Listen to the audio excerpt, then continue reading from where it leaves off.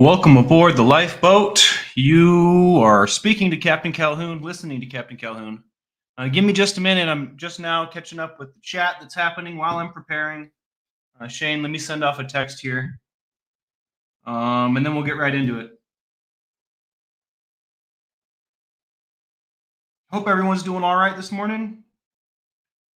Having a rough morning myself, but you know what? I'm gonna make it. I'm gonna make it. I'm gonna be just fine. Maybe a picture would help. My dad's brain. Let's go with this. That's not gonna work.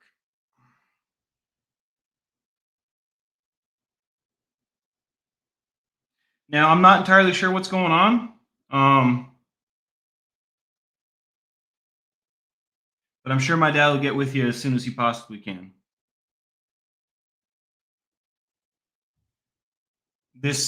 I'm on an old iPhone. Does he know how to get a hold of you? That's a big question. You know what I mean? If I tell him, hey, Shane the wrench wants you to contact him, is he going to know what to do? Because that's what I've done.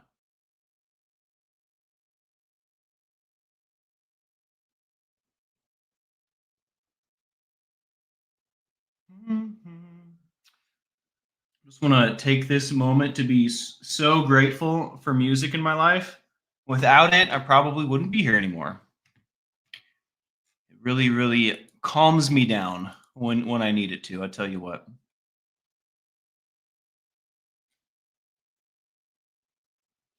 Well, I know he knows you, but does he know how to get a hold of you? Is my question. If I just tell him Shane the wrench, the mod, wants you to get a hold of him. Okay, cool. That's all I wanted to know. So he has received the message. I hope everything's all right, man. It looks like we've already got some ones up here for you. I'm gonna add mine to the mix, and we're gonna be thinking of you today, bro. Check in with us and let us know what's going on. Anyways, howdy, folks. It's good to see you guys. I have the chat. I have a new setup today. I'm trying something new, so I have chat on this screen. So I'm going to be looking over here, reading names. But then when we're like doing the thing, I'm going to be looking right at you, right here. Bang. So yeah, love it. RSM, Robin, blessed to crochet. Have you been seeing my crochets, Mary? I'm pretty proud, and I have to say, I never would have thought it was going to be so fun, but it's so fun. Look here. I've almost got a rice ball. I just have to do a few more rounds, and we'll close her up. Maybe we'll do that later today. Am I feeling mighty fine right now? I just got out of the shower. I was feeling abysmal before that, so we'll see how I feel. The newest nut, love it. What's going on? Reality, Krista Marie, love to see you. Yadira, life is a dreamin'. James Collins, Sid Green, Roberta. Hey guys, Tommy Bird, Kristen Melinda. Welcome in, y'all. It's really good to see all of you.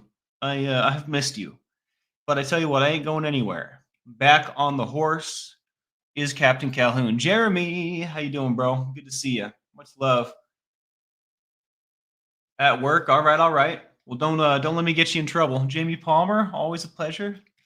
All right, we're gonna get back into some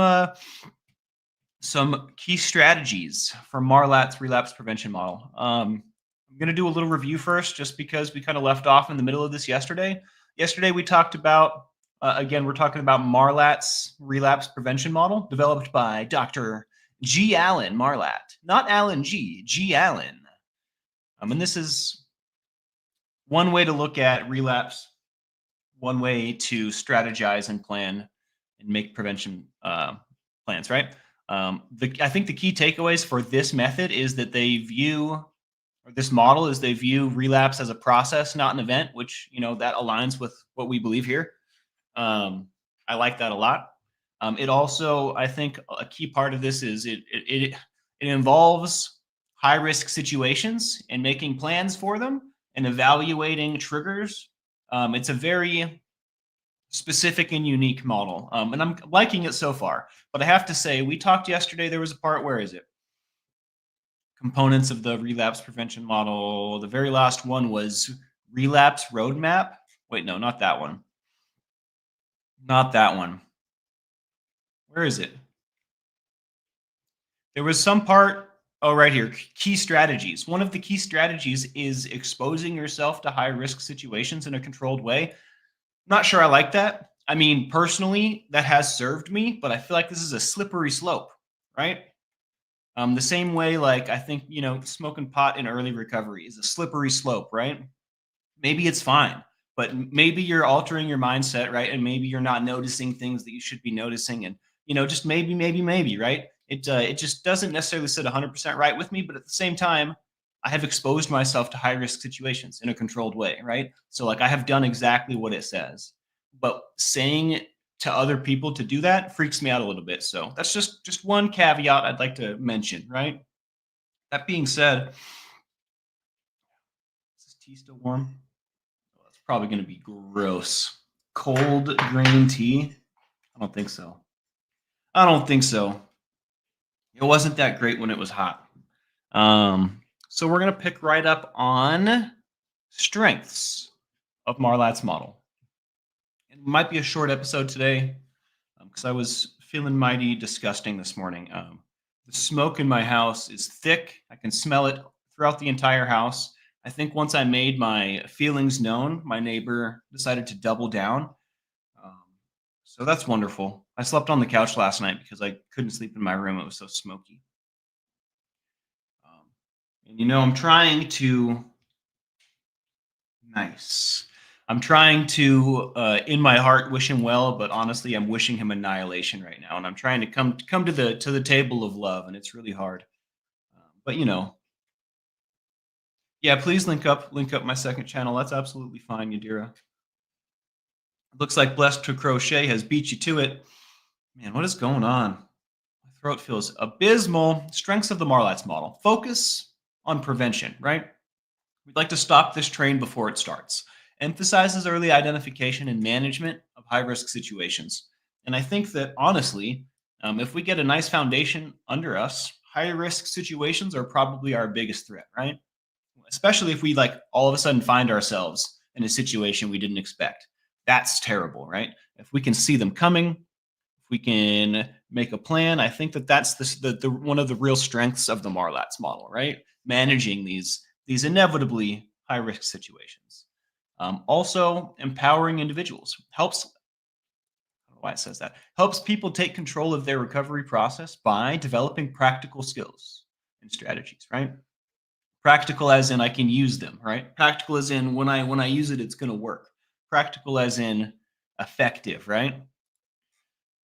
Address cognitive factors. So the Marlatt model addresses cognitive factors, is what we're saying here. Provides tools to challenge negative thought processes and build self-efficacy. Now, earlier yesterday, we were talking about self-efficacy. I'm going to revisit that because it's a weird phrase. Where is my notes on self-efficacy?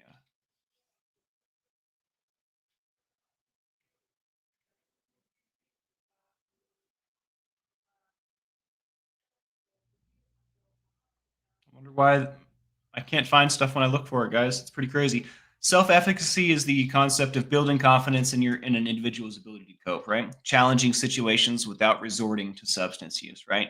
Efficacy is normally used in like a pharmaceutical kind of context. Efficacy meaning like how effective a substance is in my bloodstream at certain levels, right? In this case, we're talking about the model, right? This way, in this context, we're talking about the relapse prevention plan that we're making being efficable, right? Being effective.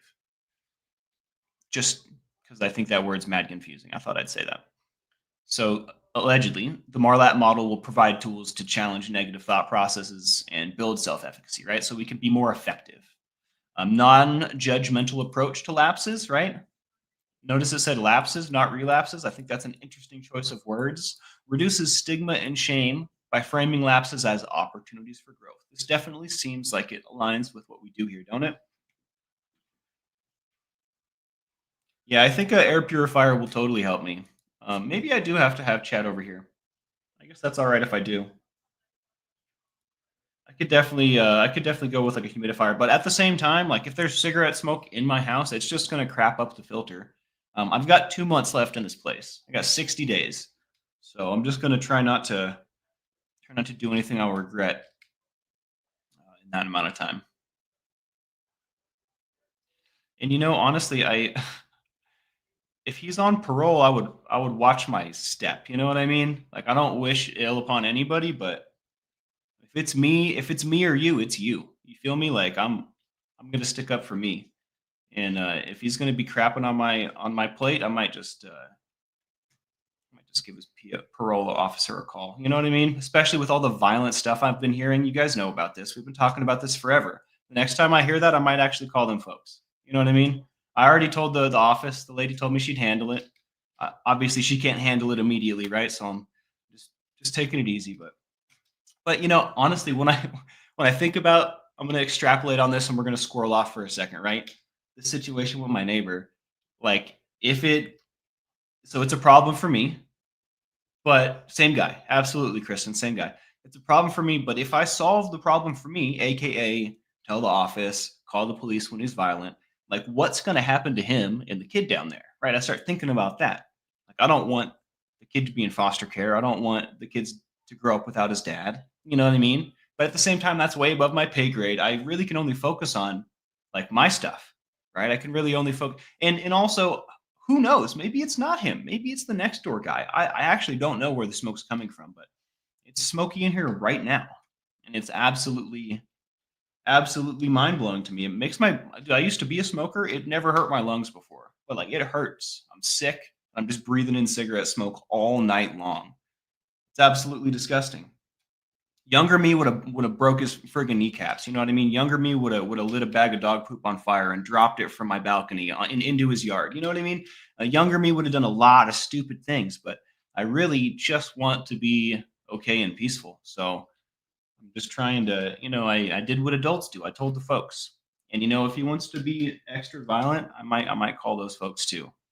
We'll see how that goes. This morning I was singing in the shower. If I was on parole, I'd watch my step really loud. Hopefully he heard me because he's got to be on parole.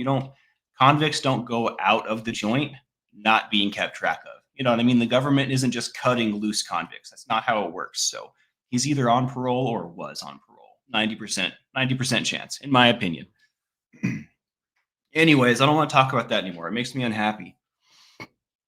Um, Non-judgmental approach to lapses, right? We're reducing stigma and shame by framing lapses as an opportunity for growth.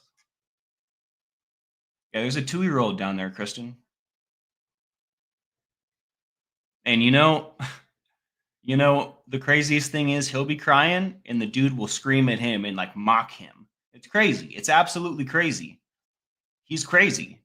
Um, And I try to convince myself like maybe I'm hearing things wrong, right? Try to convince myself I'm misinterpreting the situation. I'm friggin' not. You know what I mean? I know exactly what's going on down there and it's disgusting. But also it's not my deal, right? I can't save everybody. And at this point I'm just trying to save myself. So I don't know what to do, but I am doing what I can.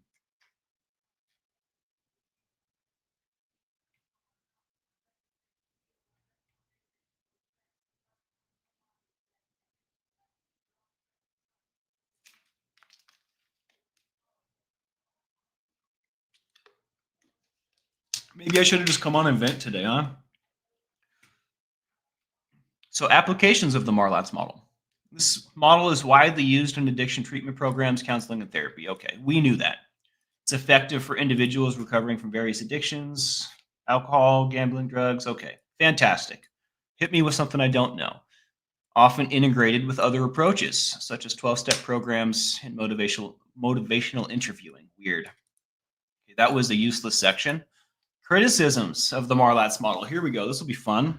Mixed bag of donuts. Good to see you from Chicagoland. Welcome in. Welcome in. I'm glad you're here. I did my senior year of high school in Oswego, Illinois, and I have to say I loved the people out there. I made some lifelong friends out there.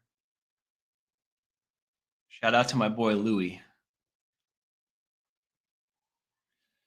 Criticisms of the Marlatt's model: complexity for early recovery. Some individuals in early recovery may find the cognitive behavioral concepts challenging to grasp. And I have to say, when I was learning and going through this, it was just a little challenging to grasp. So I can definitely agree with that. But at the same time, I mean, this recovery path that we're on is not the simplest thing. It's probably going to be one of the hardest things we ever do, right? So it behooves us to try and understand. It behooves us to load our toolbox up with as many tools as we possibly can, because otherwise, I mean, it's just every tool we can use is a benefit, right? So if it's a little complex, I'll probably just need to read it a few more times, maybe ask somebody about it. But it's a little disconcerting that it's complicated, but at the same time, we can figure it out. We're gifted individuals, right? We're troubled, but we're gifted. Limited emotional focus. While effective at addressing cognitive and behavioral aspects, the Marlatt's model may not fully address deeper emotional or trauma related issues contributing to addiction, which is something that we do a lot here, right? We address those deeper parts of it. So I think maybe that's good. Maybe that's good. The Marlatt's model can offset how we're doing things.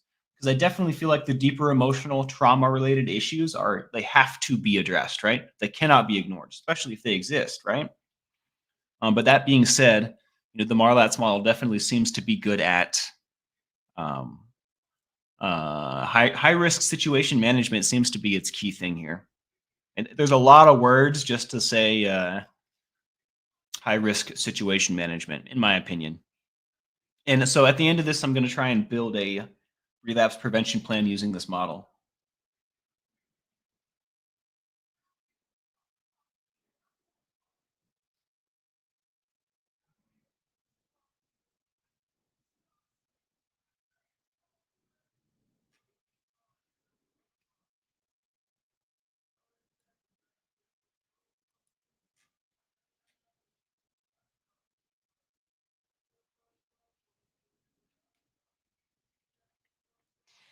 In conclusion, Marlatt's relapse prevention model is a highly practical and evidence based framework that equips individuals with the skills and strategies needed to maintain long term recovery. This has been extra dry today, y'all. By emphasizing proactive coping, cognitive restructuring, and a non judgmental approach to lapses, it helps individuals build resilience and reduce the likelihood of relapse. So, if we were to, let's see here, if we were to build a relapse prevention plan, what would it look like? Gonna do some review for myself, and then I'm gonna put it up on the screen, and we can try and make one together. So this was all about high risk situations. Relapse is a process, not an event. So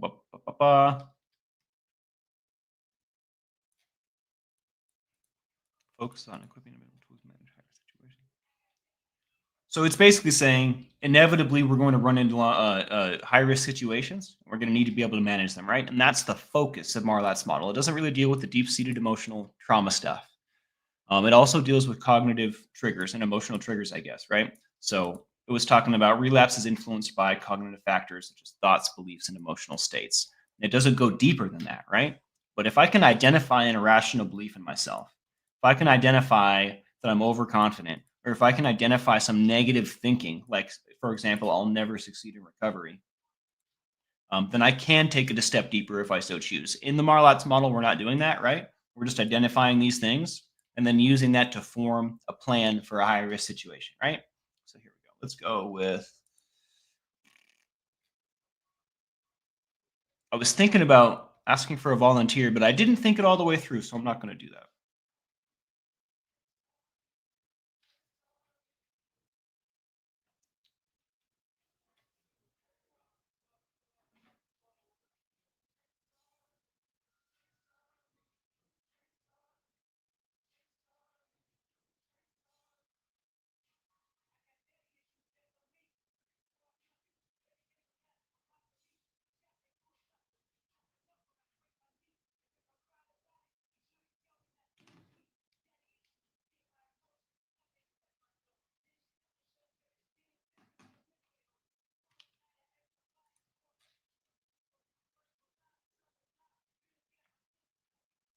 Hey, I think I have something to say, earlier when we first started the show, there was some thing about getting a hold of my dad.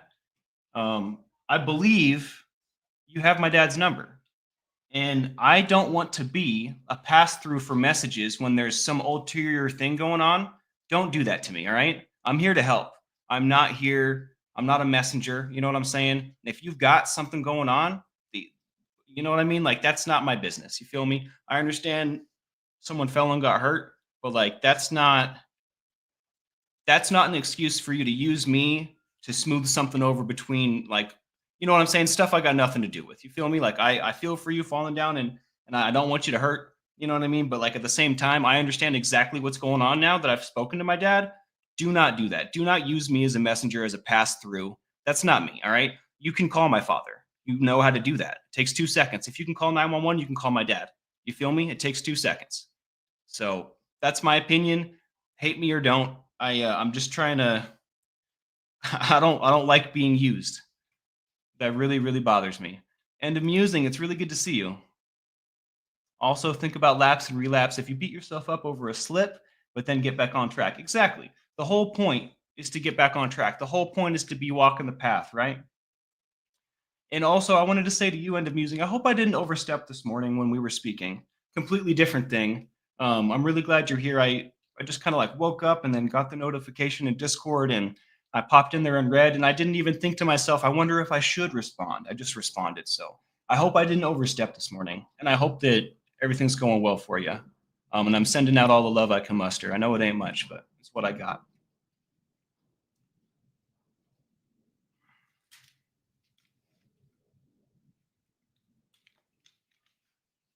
What's going on, Andrew B? Good to see you, man.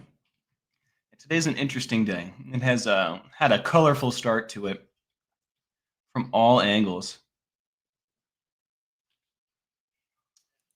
Oh, much love and amusing. I didn't even read this. Thank you so much. Yeah, I've been keeping you in my thoughts. That was not about you, by the way, end of musing. That was totally something else. Don't want you to think that.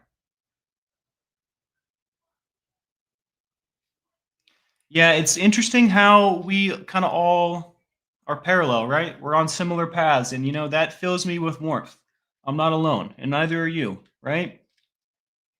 Jamie, I'm doing all right. I had a really rough night, but I'm gonna do things that make me happy today. You know what I mean? I'm gonna go outside and get some fresh air. You feel me? I might uh, I might go to the park and lay down under a tree and read a book. I don't know. I'm just gonna do whatever makes my heart sing today because I deserve it.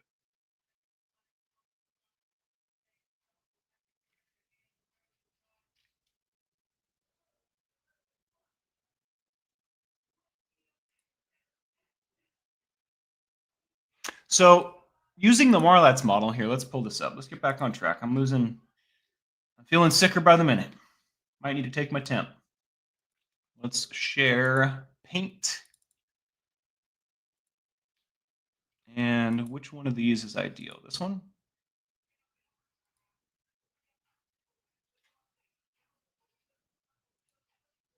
Music makes everything okay. So if we were going to, is there a text thing? No, we're going to have to use a pencil. We're going to have to use a pencil. Oh, there's a text thing. So we're going to make a little,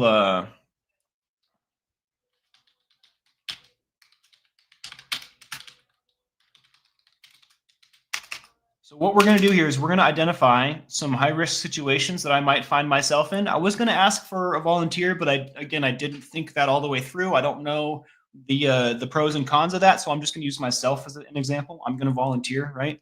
And we're going to talk about some high risk situations, what I might do, how I may be triggered, and what I'm going to end up, how I'm going to end up handling said triggers, right?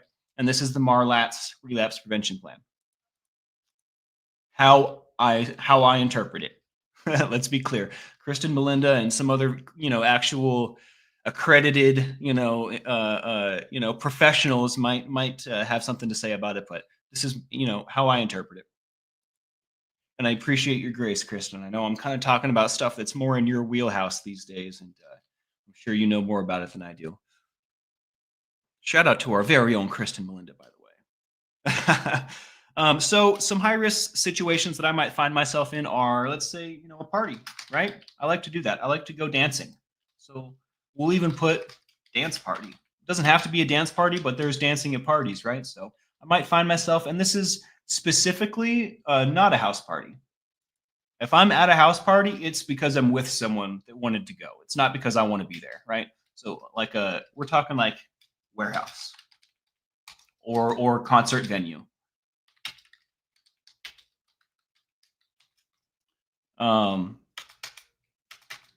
That's a possible high risk situation, right? There's going to be alcohol, there's going to be drugs, most likely. People are probably going to be doing whippets if I'm hanging out with my friends. Things like that are going to be going down, right? That's a high risk situation. Now let's think of a different one so we can have some juxtapositions, eh? What's another high risk situation?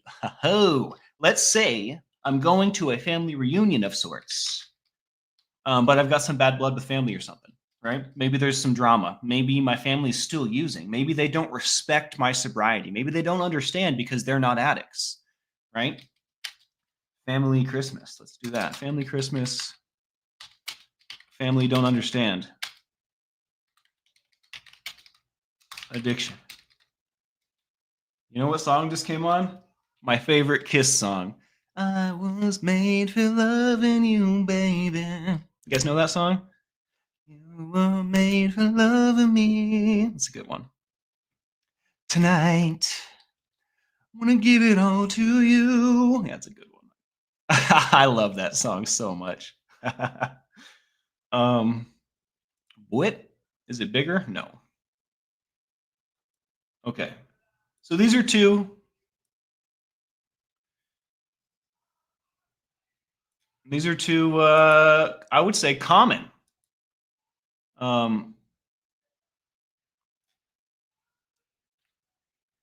This isn't very easy to understand. My writing sucks, doesn't it? It's okay, though. We're going to run it. I'll get better at organization one day. Not today. In the dance party situation, some triggers, right? What may trigger me? Well, there's going to be alcohol.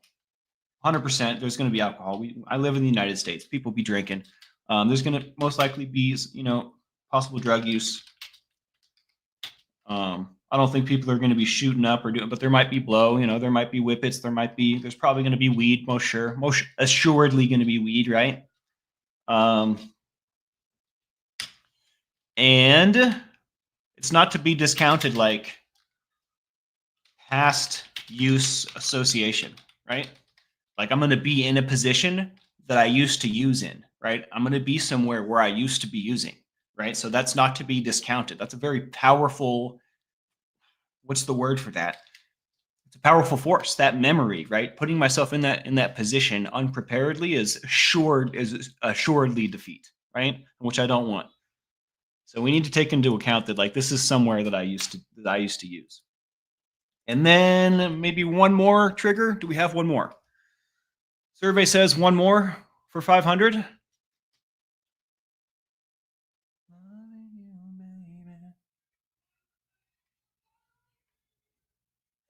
Chris Cornell version. I didn't know there was a Chris Cornell version.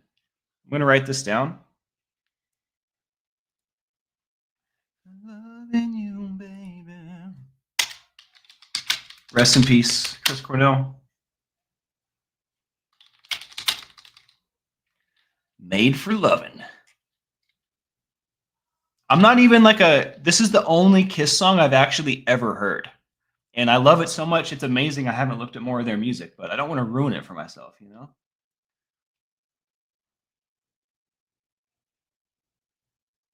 Brings up old memories, huge trigger. Exactly. It's exactly what we're talking about.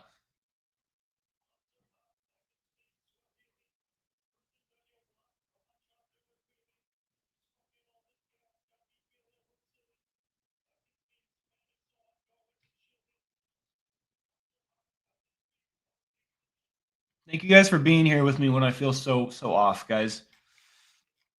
I don't know how to be a lot of the time right now. I don't know how to exist properly. So I'm just keeping my mouth shut when I'm not certain. Okay, I think that's plenty of triggers. I don't need to struggle with this, right? That's not the point. And then we'll come back for the like what to do, right? We'll come up with some triggers for family Christmas. Well, it's definitely triggering when I'm like misunderstood, right? When I'm struggling and I'm told like rub some dirt on it, or I'm told like it's not a big deal. Well, it is a friggin' big deal. That's what I'm telling you. Does that make sense, right? If everyone's having drinks and I'm an alcoholic and I'm not trying to have a drink, like that's triggering. And then I mention it and they're like, whatever, that's triggering, right? So um, the lack of empathy is triggering, right? And maybe they're doing their best, right? But still, the effect is the same. Let's see what else. And there's also probably some family history, right? We've probably shouted at each other about some things. You know what I mean? We've probably fought about this already, right? If I'm an addict, I didn't discover it today, right? And I've probably and my family, I've grown up with them. They probably have seen me, down and out, and we've probably had some colorful interactions, right?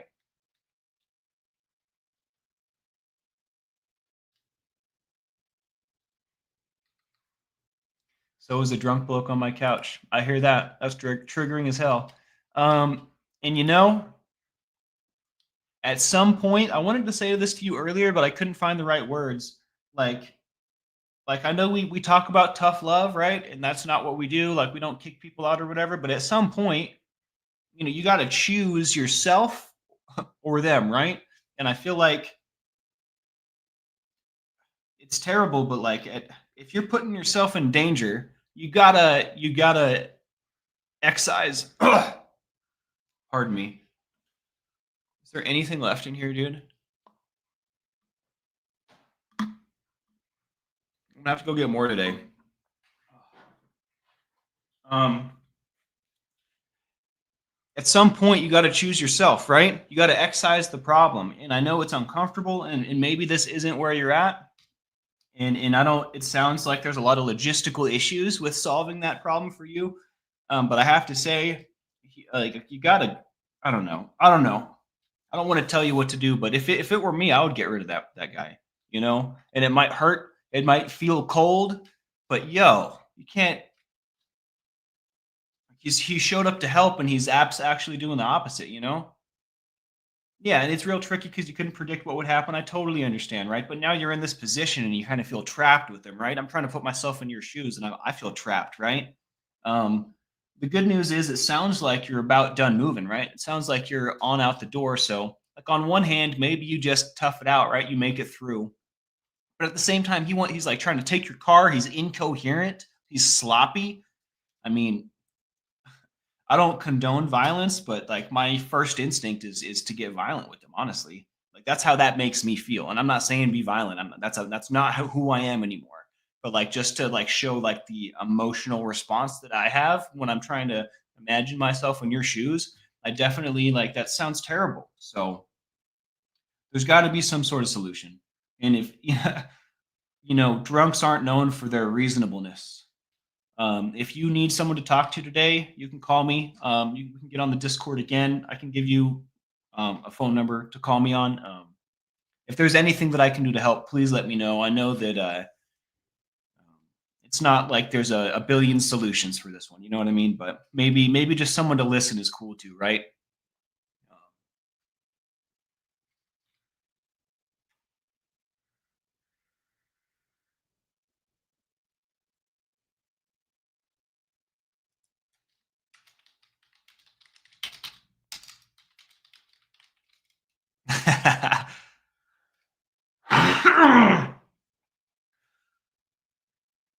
um. Okay. So I wish this was like full screen. I wonder if I just need to zoom in or something.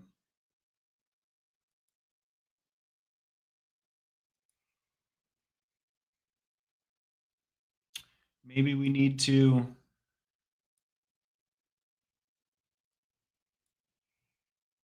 What happened? Oh my. There we go. Okay. I know it's not the easiest to follow. Maybe this will help. Let's do.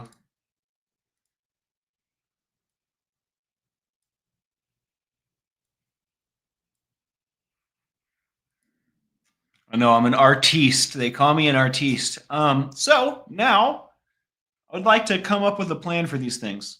These are the triggers that we're going to expect, right? In the middle. These are the situations on the left. My cursor should be bigger too. That would be helpful. So on the very, very right, we're going to come up with a plan. How we're going to navigate these triggers, right? And this, everybody can do this. Everybody can do this for any situation. And if you think you're going to wind up in a high risk situation, I would definitely do this. I mean, then you won't be surprised, right? When I'm not surprised, I do better. When I'm surprised, sometimes I don't do good at all. Paula D, what's going on? How you doing? Bobby Jean, it's good to see you again. I'm glad you're here. United Front. Yep, that's us. None of us are going to make it out of this life alive, so we might as well band together and lift each other up. You feel me? You don't have to be alone. That's a choice. Okay. Get my head together here. Dance party, warehouse, concert venue. There's going to be alcohol, drug use, past use association. So in this situation, I need to be sure that I'm not going like have enough under my belt to put myself in this situation. I could not go to this in like my first month of sobriety. It's just not happening. I'm not going to a concert. You know, it's unfortunate. Maybe I got to miss my favorite band, but like I know I'm not ready. I'm not ready to be around alcohol. I'm not ready. Like hypothetically, if cocaine comes out, I am screwed. I have no self control, right? And like we didn't even talk about that yet, right? So like the fear is healthy, I think, in this situation. But if I do have a little bit of time under my belt, I do feel kind of comfortable. I can picture myself being here. When the alcohol comes out, what am I going to do? Well, I got to have some sort of stand in. Most likely a drink in my hand that's non alcoholic. So,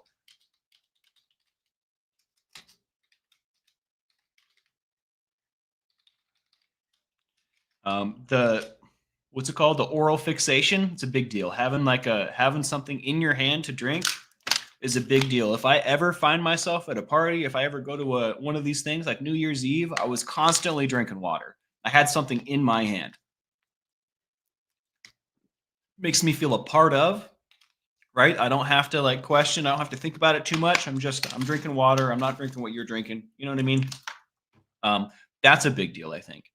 And then also, I'm going to bring people with me that know my plight and have my back. I gave Millie this advice way, way back when. I forget. I think it was for the Pride Parade. I'm not sure. It was for some sort of wonderful outing, some sort of tremendous outing, and I told her to bring people with her that have her back and understand, right? So like,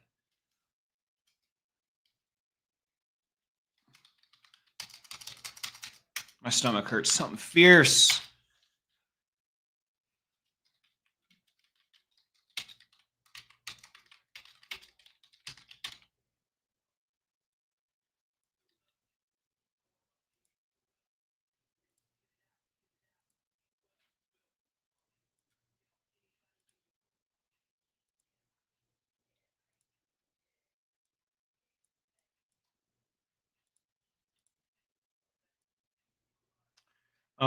I think those two things are going to help me succeed. We could come up with more, but again, this is my plan, right? I know that this is sufficient for me, and this has served me well enough. And I guess honestly, if I really want to do my best here, I want the oh shit button. What do that's the big red button you press when you got nothing else, right? What's my oh shit button? Well, I'm gonna Uber. I'm gonna get the heck out of there. You feel me? If I'm really really like if I feel like I'm losing it, if I'm feeling overwhelmed, if the drink and my friends aren't enough, I'm gonna get out of there. I'm gonna Uber, right? Now I've done my due diligence on that one. For family Christmas, this will be interesting.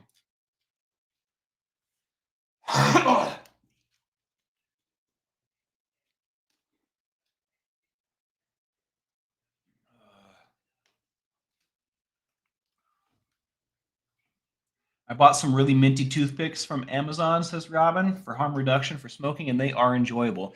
The first time I ever quit smoking, I used tea tree toothpicks, and I would chew on them and suck on them or whatever whenever I wanted to smoke, and it was wonderful. It absolutely helped. Also, lollipops. Some people do lollipops. They're much more delicious. Not so good for your teeth, but I 100% agree with this. This is a wonderful, wonderful idea.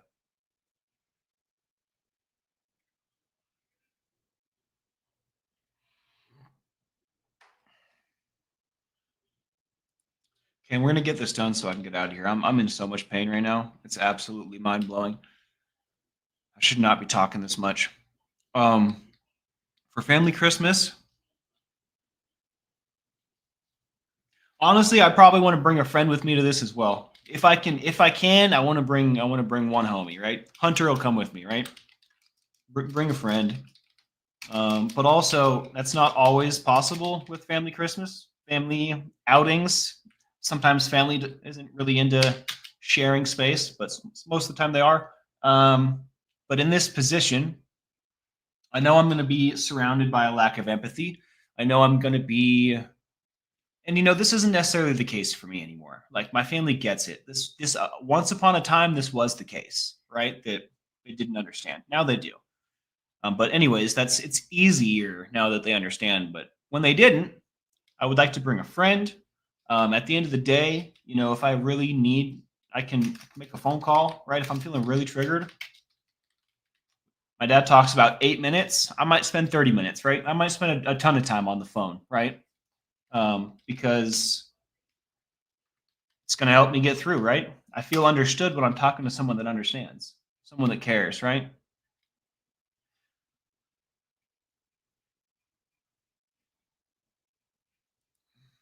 And then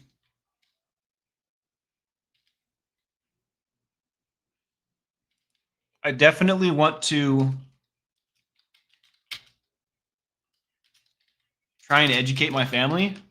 Like this might not help today, but it will help down the line. The reason that my family understands now is because of this right here. I tried to educate them every opportunity with love in my heart. You know what I mean? Even when I didn't want to, I tried to educate. And now we've come to a place where we understand each other, right? And they support me and they love me. They don't offer me drinks, but if I were to have one, they probably wouldn't say anything. You know what I mean? Like they're in this space where like they understand what I got going on and that I'm doing my best and that I'm doing what's right for me. Um, and then again, at the end of the day, my go-to, my oh shit button is to leave. So at the end of the day, my best friend is Uber. All right, I am gonna get out of here. I do got to go do some self-care. Look at the hurting I put on my honey jar, dudes. I almost ate all of it. I'm gonna eat more of it right now. All right.